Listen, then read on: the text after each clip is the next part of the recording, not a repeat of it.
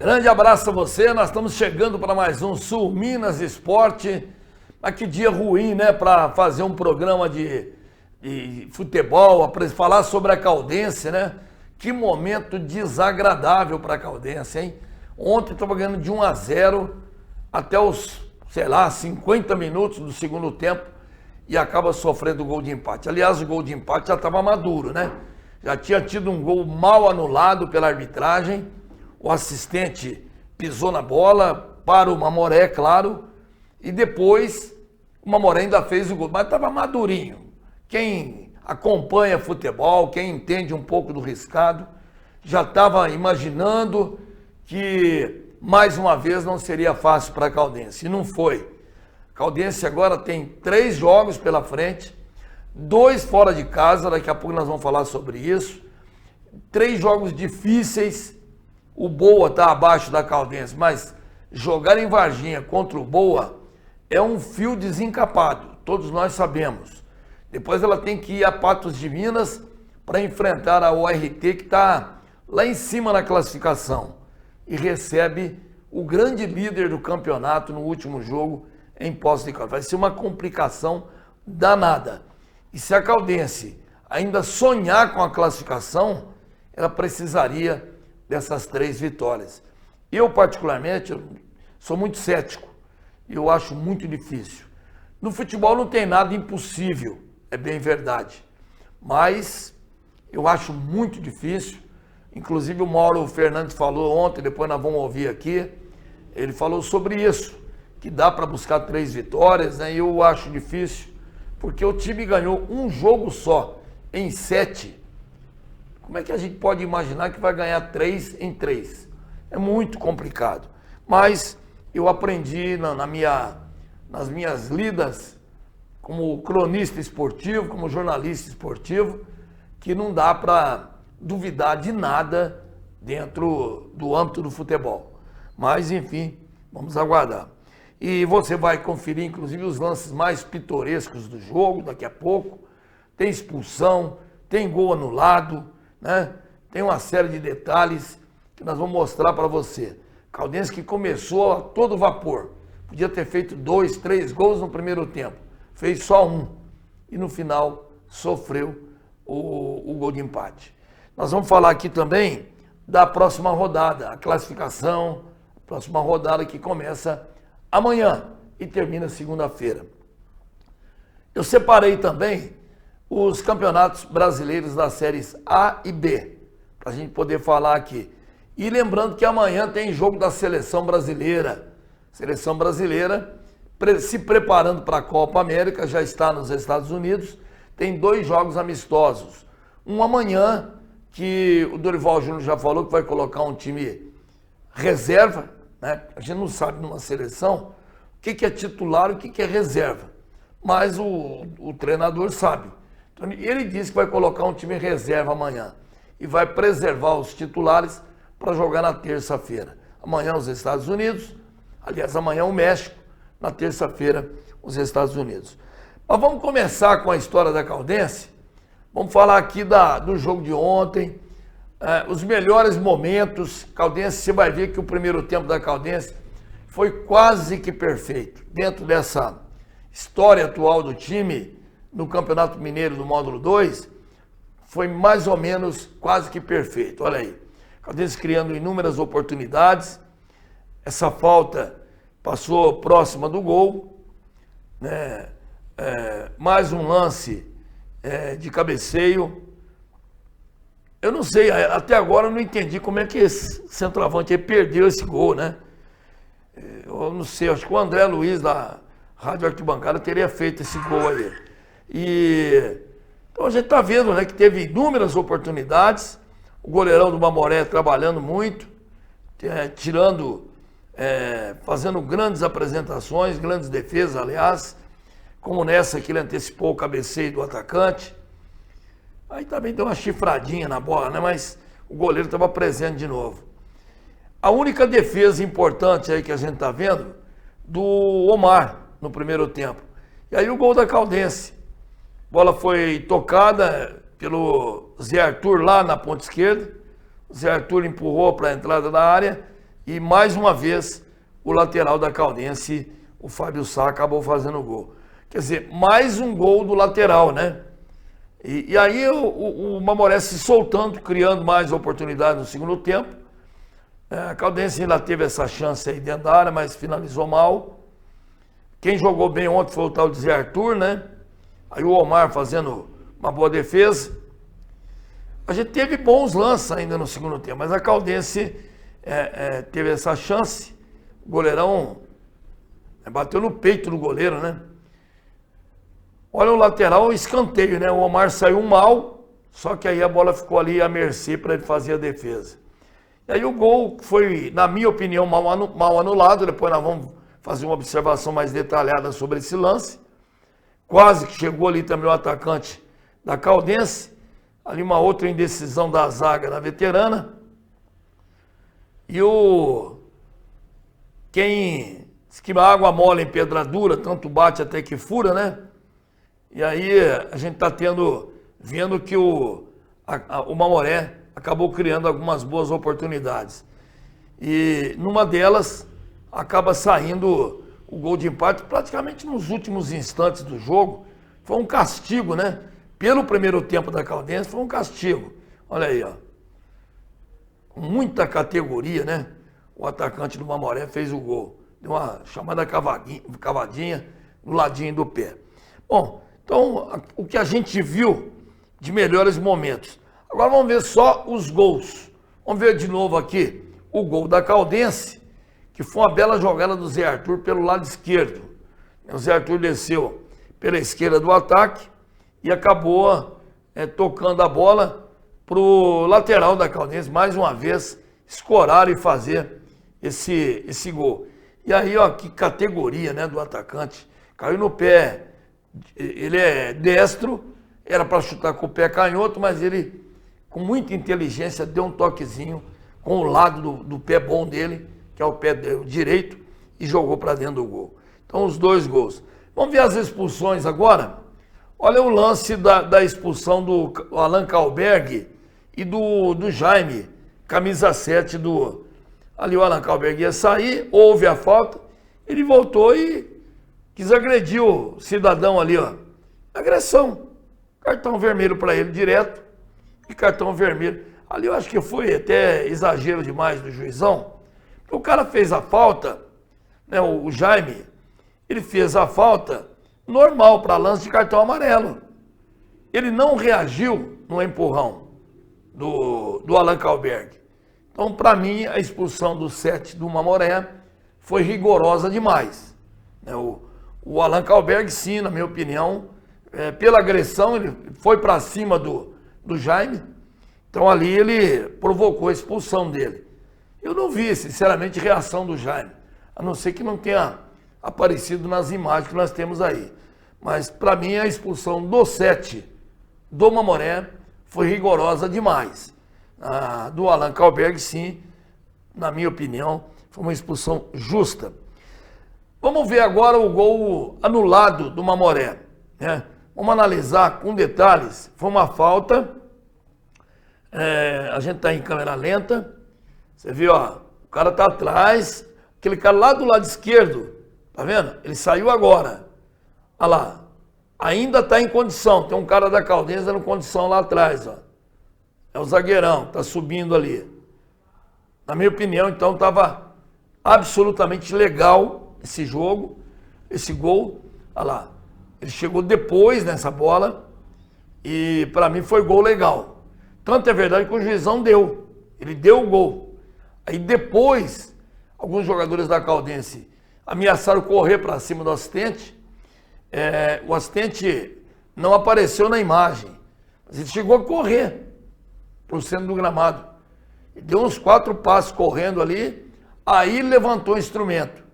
Então a gente viu que o assistente também vacilou. Pode ver que os jogadores da Caldense levantaram o braço, ele ainda não tinha marcado, tanto é verdade que os caras saem correndo para cima do assistente, e depois aí foi a vez dos jogadores do Mamoré reclamarem.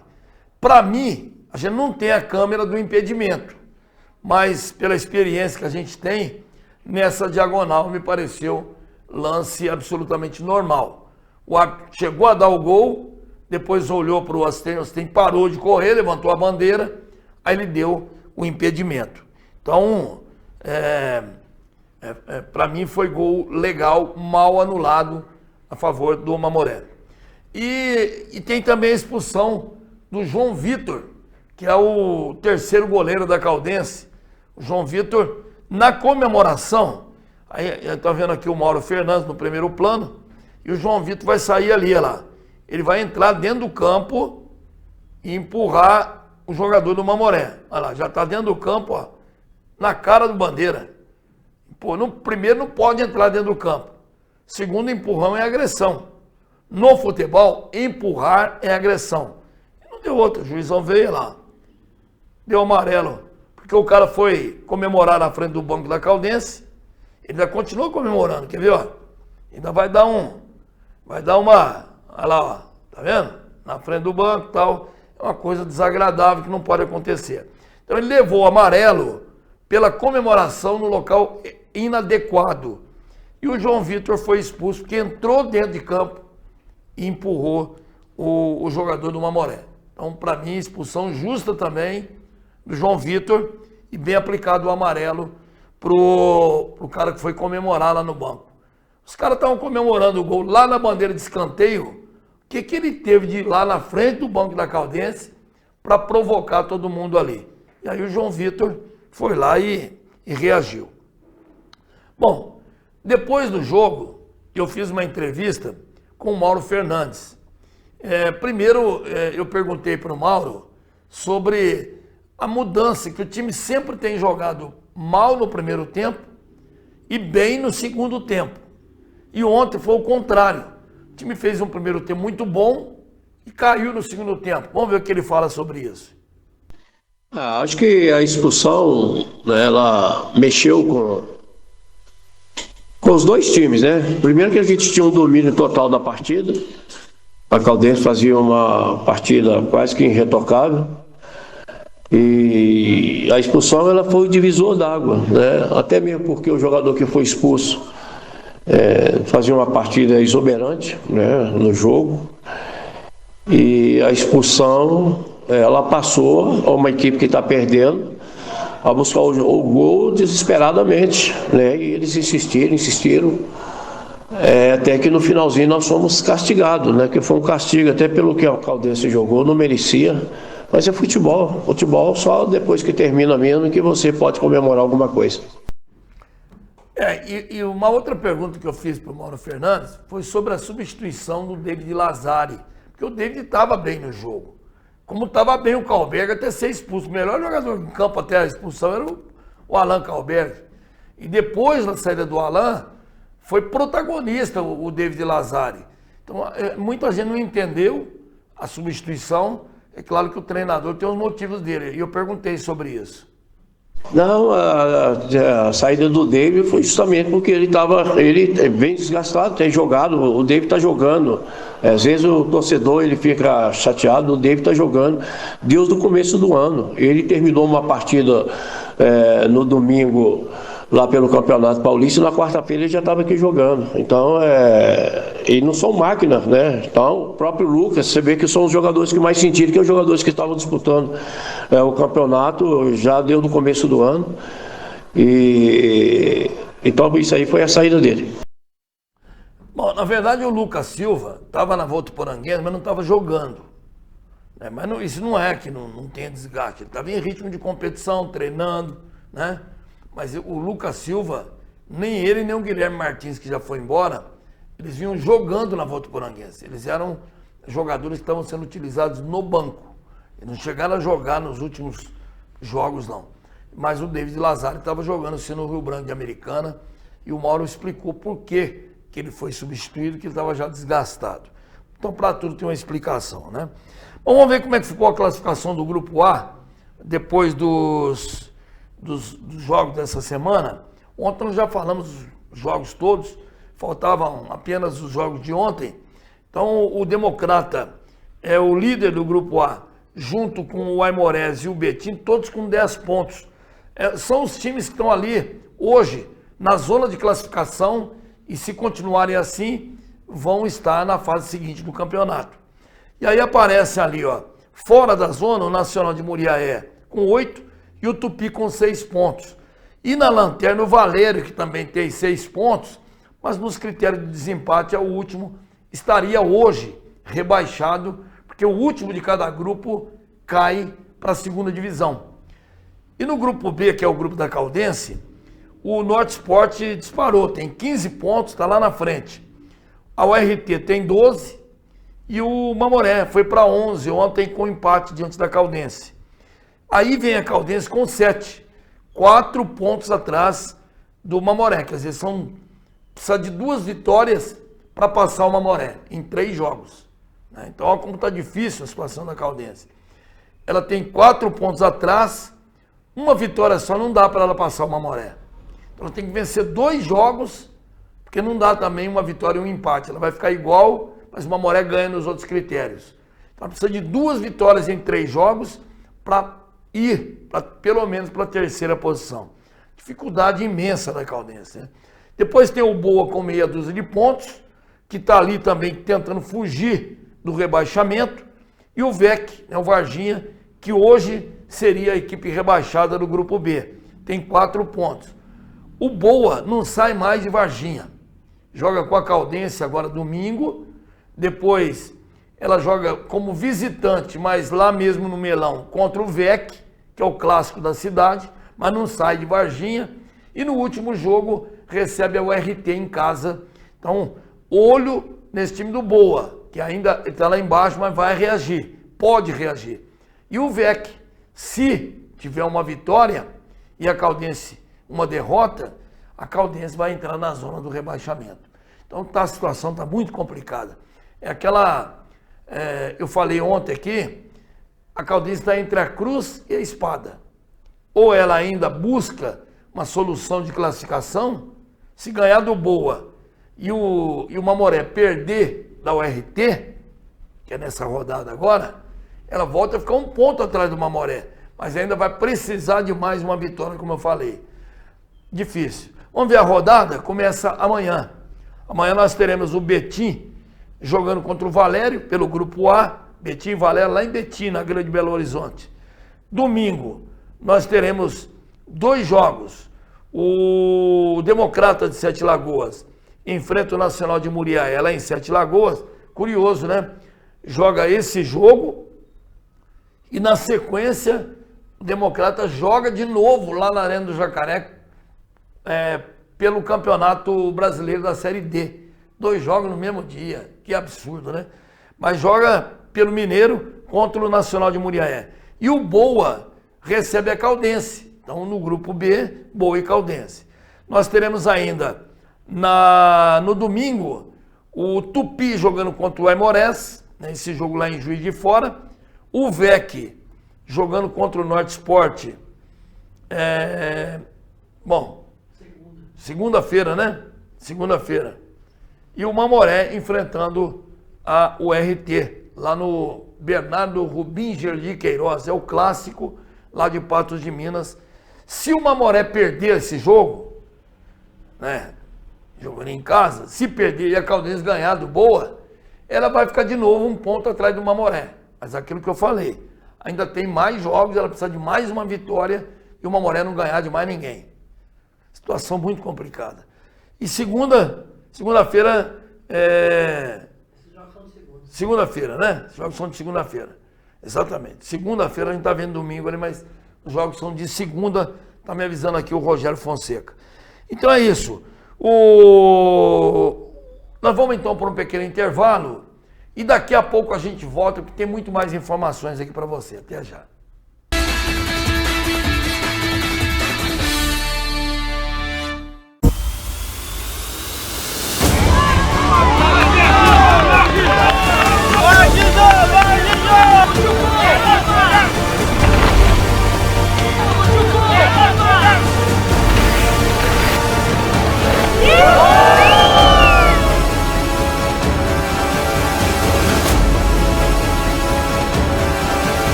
O que você acha que mudou em Poços? Muito. Vim há 10 anos atrás e estou surpresa como Poços melhorou.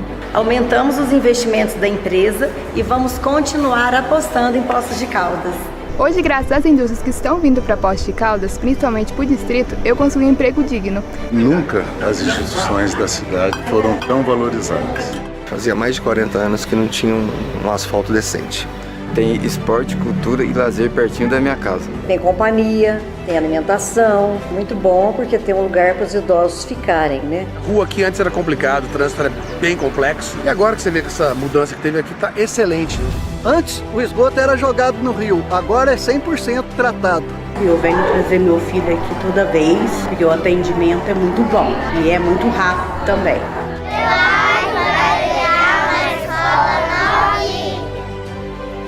Todo mundo está vendo. Poços está muito melhor. Plano São Luís, o plano funerário de Poços de Caldas. O plano da tradicional floricultura São Luís, assistência funeral completa em Poços e região. Apoio aos convalescentes com carro que leva e busca em consultas e exames médicos. No Plano São Luís, você encontra assistência funeral mais completa para esse momento tão delicado, com muito carinho e profissionalismo. Conheça nossos planos a partir de R$ 39,90. Plano Funerário São Luís. Esse é de Poços. Esse eu confio. Avenida Francisco Sales, 86, 3042, 2480. Estamos aqui, vivendo o dia a dia das nossas cidades. Somos vizinhos, conterrâneos e profissionais de saúde. Uma rede de pessoas que cuida e coopera para levar tranquilidade e qualidade de vida a cada canto do Brasil. O maior sistema cooperativo de médicos do mundo está aqui. Aqui tem gente. Aqui tem vida. Aqui tem Unimed.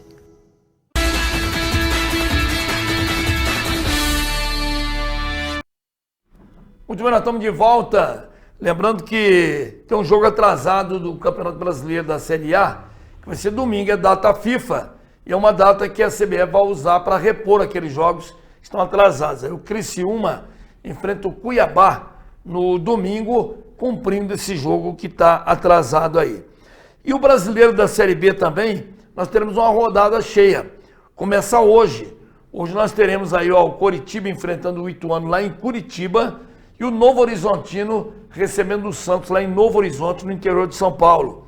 Amanhã também nós teremos outros jogos. O Guarani em Campinas enfrenta o Operário de Ponta Grossa. E lá em Manaus, o Amazonas pega o Brusque, que é de Santa Catarina. Teremos também domingo o Avaí, lá em Floripa, jogando contra a Chapecoense. É um confronto catarinense. E em Belo Horizonte, o América Mineiro pega a Ponte Preta de Campinas. Teremos também jogos na segunda-feira. O Vila Nova, lá em Goiânia, joga diante do Ceará. E no Recife, o Sport enfrenta o Paysandu de Belém do Pará.